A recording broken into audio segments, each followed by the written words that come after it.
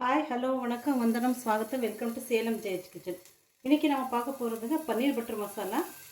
டாபா ஸ்டைலில் நான் பண்ணுறேன். இதுன்னு ரொம்ப ஈஸியாக மெத்தடுன்ட்டு 15 மினிட்ஸில் செஞ்சிடலாம். இதுன்னு ஃபஸ்ட்டு பன்னீருக்கு வந்து க்யூப்ஸை கட் பண்ணி நான் எடுத்துக்கிறேங்க. ஒரு தவாவில் போட்டுட்டு கொஞ்சம் ஃப்ரை பண்ணிக்கலாம். இதுன்னு டீப் ஃப்ரை கிடையாது, செமி ஃப்ரை. இதுன்னு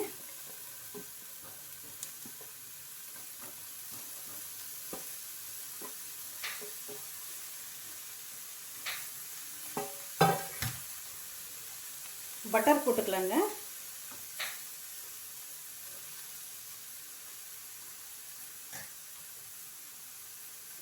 சில்லி பவுடர் கொண்டு போட்டுக்கலாம். காரம் உங்களுக்கு எவ்வளோ வேணுமோ அவ்வளோ போட்டுக்கோங்க. தனியாத்தூள் போட்டுக்கலாம் கொஞ்சம். இது கரம் மசாலா.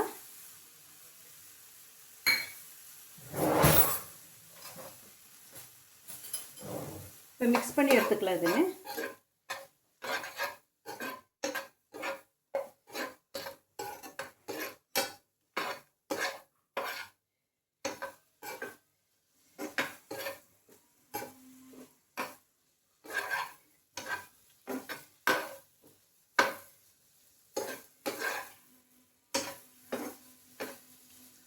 கொஞ்சம் கிறிஸ்பி ஆகணுங்க. இதுன்னு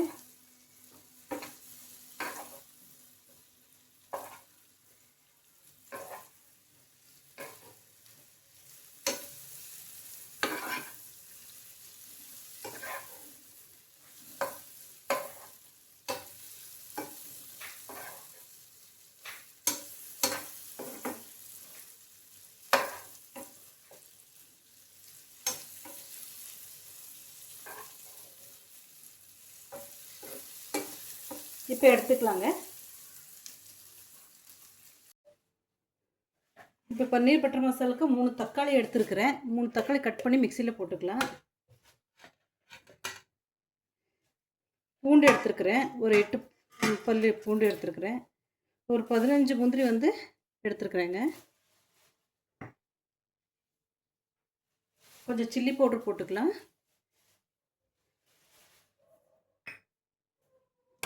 இப்போ மிக்சியில் வந்து பேஸ்ட் பண்ணி எடுத்துகிட்டு வந்துடலாம்.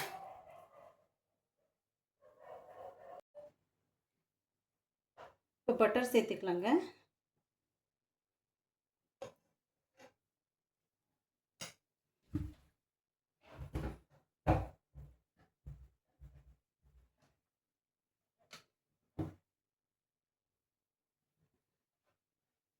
மூணு வெங்காயம் பொடியாக கட் பண்ணியிருக்கிற சேர்த்துக்குங்க.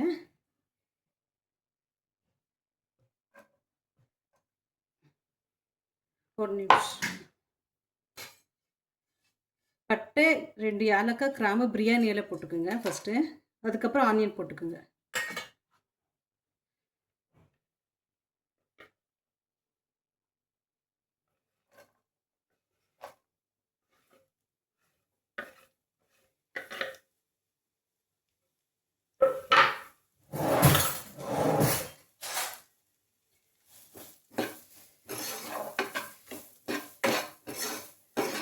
ஆல்ரெடி பன்னீர் வந்து நான் ஃப்ரை பண்ணி எடுத்துட்டு அதே பேன் தான் யூஸ் பண்ணியிருக்கிறேங்க.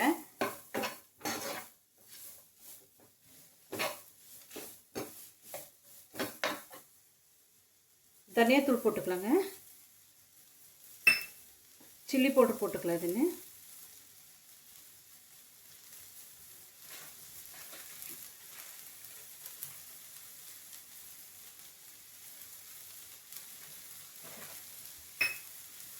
கரம் மசாலா போட்டுக்கலாம். சால்ட் போட்டுக்கலாம். 1/2 ஸ்பூன் போட்டிருக்கிறேன்.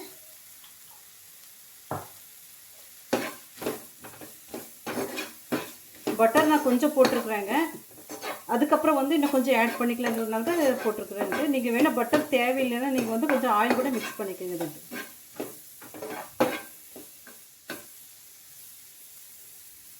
நல்லா கொஞ்சம் குக்காகி வரட்டுங்க. இதுன்னு பச்சை வாசனை போகிற வரைக்கும் க்ளோஸ் பண்ணி வச்சிடலாம்.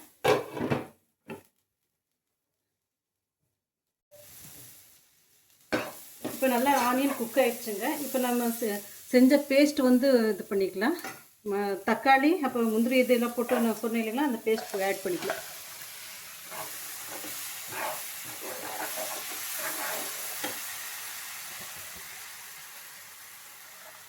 கொஞ்சம் தண்ணி ஆட் பண்ணி மிக்ஸ் பண்ணிக்கலாம். இதுன்னு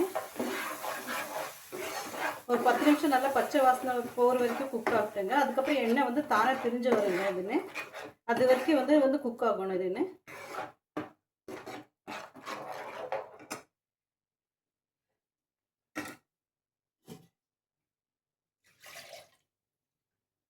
இந்த அளவுக்கு தண்ணி ஊற்றிக்கலாம். இதுன்னு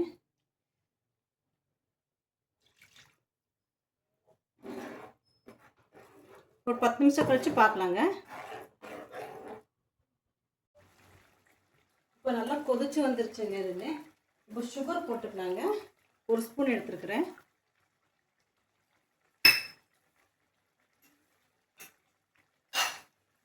இப்போ பன்னீர் ஃப்ரை பண்ணியிருந்தேன் இல்லைங்களாங்க. இப்போ பன்னீர் இது போட்டுக்கலாம். பன்னீர் போட்ட உடனே திக்காயிருங்க. அதுக்கப்புறம் வந்து கிரேவி மேலே வந்துடும். 5 நிமிஷம் மட்டும் குக் ஆன போதுங்க.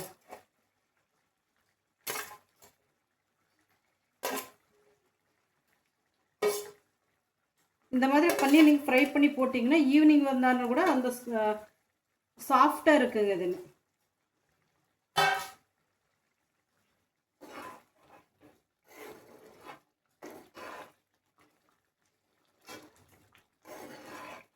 கரெக்டாக 5 நிமிஷங்க. அதுக்கப்புறம் வந்து இறக்கிடலாம். இதுன்னு இப்போ கஸ்தூரி மேத்தி போட்டுக்கலாம். இதுன்னு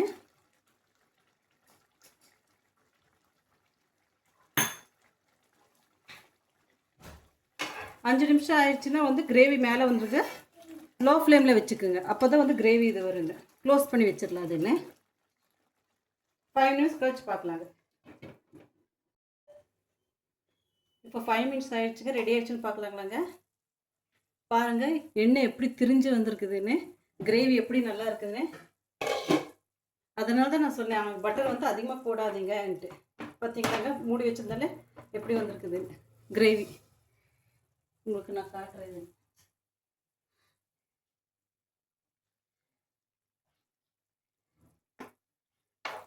சப்பாத்தி ரோட்டி இதுக்கெல்லாம் நல்லா இருக்குங்க. இதுன்னு நான் சப்பாத்தி செஞ்சுருக்கேன், அதனால செஞ்சுருக்கேன். இதுன்னு இப்போ கப்பில் ஒன்று ஊற்றி போட்டு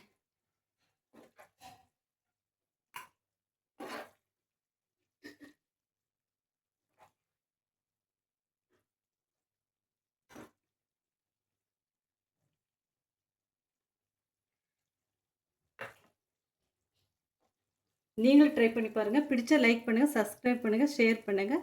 ஜேஹெச் கிச்சனுக்கு வந்து ஒரு லைக் போட்டுருங்க. தேங்க்யூ.